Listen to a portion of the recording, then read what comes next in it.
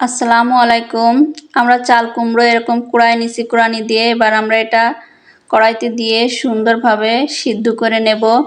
ঝাল, পেঁয়াজ, লবণ, হলুদ দিয়ে আমরা সিদ্ধ করে নেব। দেখুন সিদ্ধ হয়ে গেছে। এখন আমরা এটাকে নামিয়ে নেব।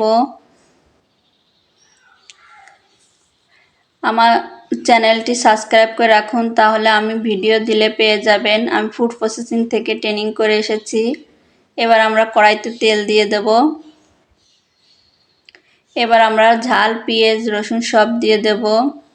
পুষ্টিকর খাবার কিভাবে রান্না করতে হয় আমি আপনাদেরকে শিখিয়ে দেব। এবার 2-3টা যে কটা ডিম পারেন আপনারা দিয়ে এটা সুন্দর করে এভাবে পেঁয়াজের ভিতর দিয়ে নাড়িয়ে নেব, ঝুড়ো ঝুড়ো করে নেব। এরপর একটু জিরে গুঁড়ো দিয়ে দেব। দিয়ে আমরা এর ভিতরে এবার চাল কুমড়ো কুড়ানিটা দিয়ে দেব, সিদ্ধ করা চাল কুমড়ো সিদ্ধ দিয়ে দেব।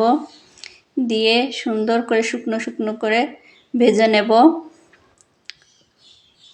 সুন্দর করে শুকনো শুকনো করে ভেজে নেব। ভেজা হয়ে গেছে, এখন আমরা নামাই নেব। ওভার কুক করব না, আমাদের পুষ্টিগুণ যাতে অক্ষুণ্ণ থাকে। চাল কুমড়ো এবং ডিমের পুষ্টিগুণ ভরপুর। দেখুন আমরা সাজিয়ে আপনাদেরকে দেখাচ্ছি, আর খেতে সেই স্বাদ। আল্লাহ হাফেজ।